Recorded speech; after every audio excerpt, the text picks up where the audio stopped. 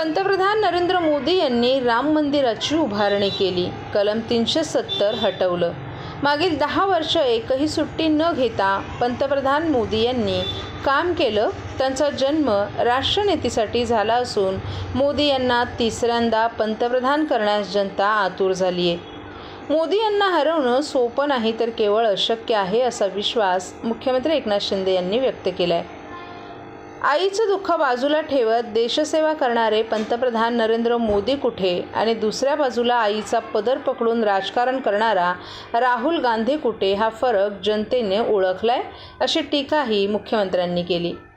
टेंबी नाका येथील आनंद आश्रमात मुख्यमंत्री एकनाथ शिंदे यांच्या उपस्थितीत माजी खासदार संजय निरुपम आणि काँग्रेसच्या शेकडो कार्यकर्त्यांनी काल शिवसेनेत जाहीर प्रवेश केला. यावेळी मुख्यमंत्र्यांनी संजय निरुपम आणि काँग्रेसमधून शिवसेनेत प्रवेश केलेल्या पदाधिकाऱ्यांचं स्वागत केलं. संजय निरुपम यांच्या शिवसेनेत येण्यानं काँग्रेस रिकामी झाली आहे. त्यांच्या अनुभवाचा फायदा शिवसेनेला नक्कीच होईल.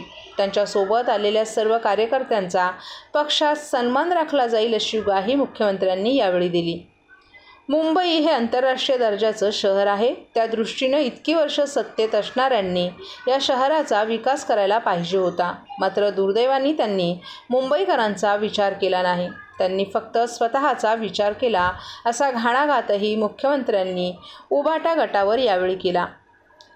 बाळासाहेबांच्या विचारानुसार काम करताना काँग्रेसमध्ये अडचण येत होती. ती अडचण आता दूर झाल्याचं संजय निरुपम यांनी सांगितलं. शिवसेनेला मजबूत करण्यासाठी पक्षात आपण प्रवेश केलाय. 20 वर्षांनंतर कुटुंबासह स्वगृही परत येत आहे. महायुतीच्या मुंबईतील 6 जागा निवडून येणार असा विश्वासही संजय निरुपम यांनी व्यक्त केलाय.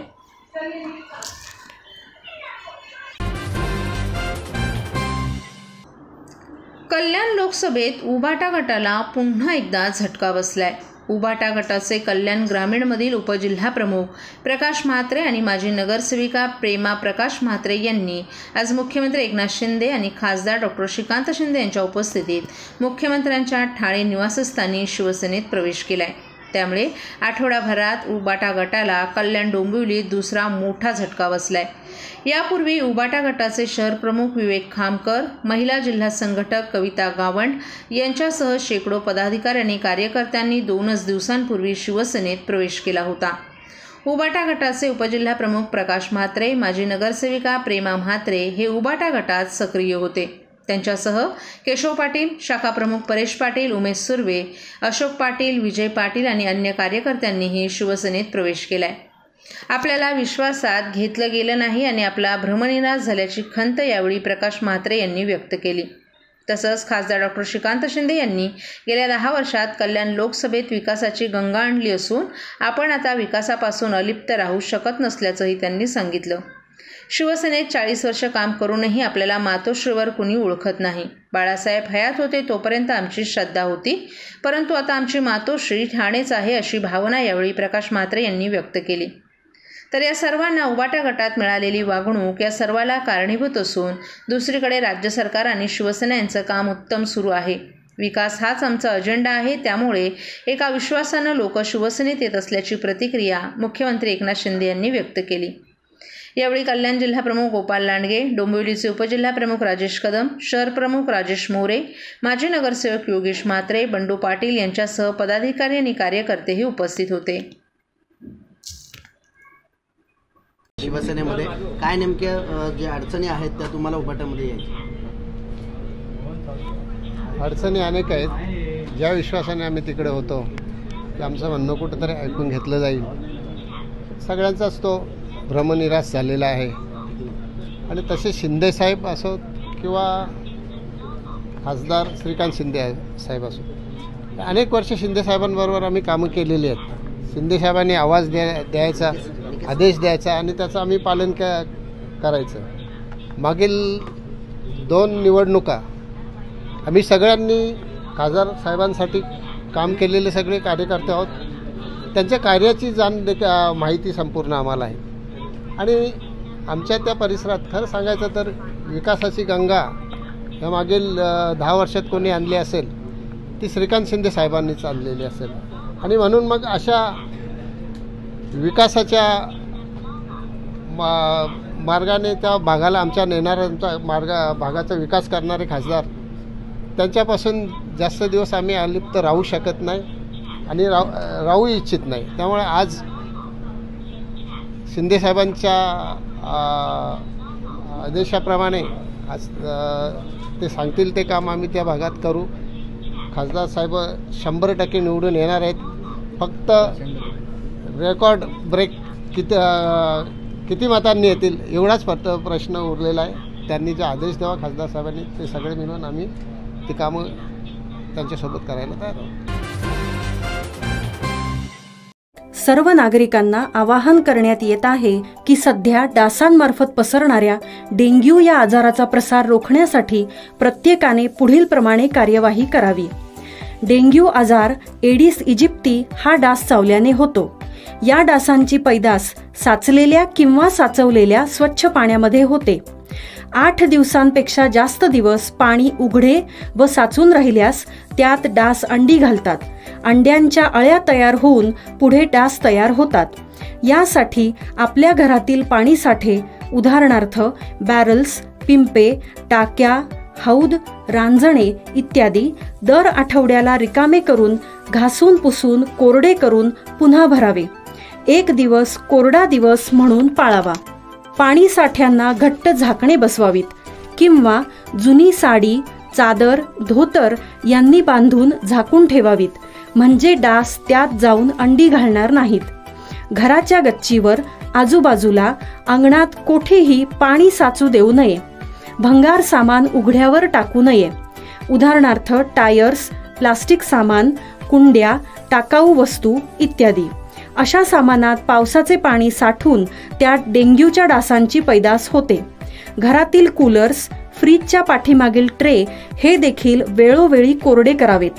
लक्षात ठेवा, नुसत्या फवारणीने डास घनता कमी होत नाही, तर त्यासाठी डास पैदास ठिकाणे नष्ट करणे ही आपल्या सर्वांची जबाबदारी आहे. कोणताही ताप अंगावर न काढता जवळच्या शासकीय रुग्णालयात मोफत औषधोपचार घ्या. अशा प्रकारे नागरिकांनी सहकार्य केल्यास डेंग्यूचा प्रसार रोखणे सहज शक्य आहे.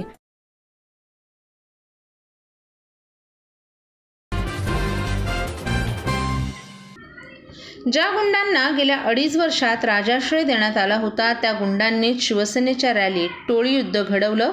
हे गुंड कुणाचेच नसतात. आज एकमेकांवर गेले ते तुंग आले तर नवल वाटायला नको, अशा शब्दात शरद गटाचे आमदार अजित राऊत यांनी प्रतिक्रिया दिली आहे.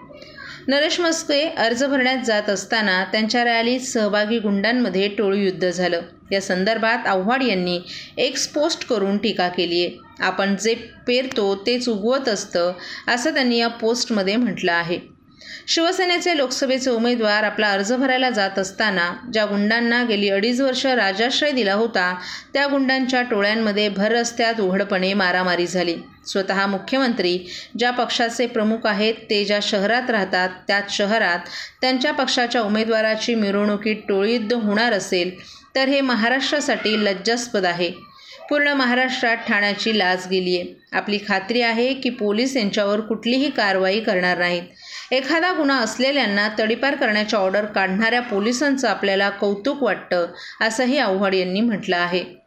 ज्या 2 गुंड टोळ्यांमध्ये टोळीयुद्ध झालं, त्या टोळ्यांचे म्होरके हे कित्येक खुनाच्या गुन्ह्यांमध्ये आरोपी आहेत. मात्र त्यांच्यावर कोणत्याही प्रकारची कारवाई होणार नाही. जणू काही ते प्रशासनाचे जावई आहेत. म्हणूनच आपण कोणाला जवळ ठेवतो आणि कोणाला मोठं करतो याचं भान प्रत्येक राजकीय पक्षानं ठेवायला हवं. आज ते एकमेकांच्या अंगावर गेलेत कारण ते कुणाचेच नसतात. उद्या ते तुमच्या अंगावर आले तर नवल वाटायला नको, असं त्यांनी आपल्या एक पोस्टमध्ये म्हटलं आहे.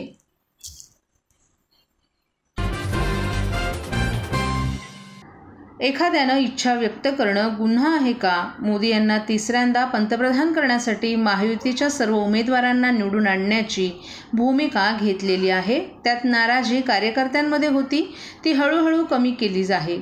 नाराजी पूर्णपणे दूर केली जाईल.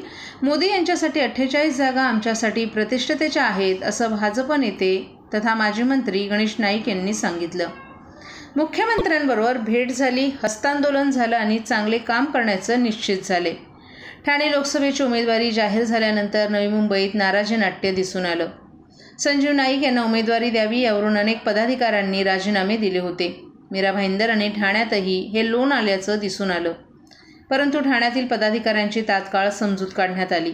परंतु नवी मुंबईतील पदाधिकारी नाराज असल्याचं दिसून आलं होतं. त्यामुळे मस्के यांचा अर्ज भरण्यासाठी नाईक कुटुंब येतील का असा सवाल या निमित्तानं उपस्थित झाला होता. परंतु रात्री उशिरा त्यांची नाराजी वरिष्ठांनी दूर केल्याचं दिसून आले. त्यानंतर काल गणेश नाईक, संजीव नाईक, सागर नाईक आणि संदीप नाईक आदींनी हजेरी लावली. यावेळी गणेश नाईक यांनी मोदींसाठी काम करायचं असल्याचंही स्पष्ट केले.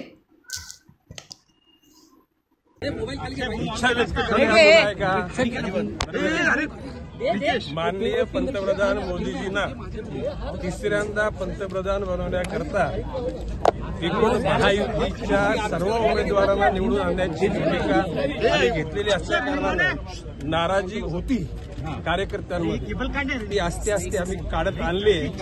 थोड्या वेळामध्ये ती नाराजी पूर्ण दूर होऊन जाईल. नक्कीच सगळे मिळून कामाला लागतील. ठाणे कारण मुख्यमंत्री एकनाथ शिंदे यांचा प्रतिष्ठित असा गड मानला जातो. मोदीजींच्या करता आम्हाला प्रत्येक 48 जागा प्रतिष्ठेच्या आहेत. ऐकला का?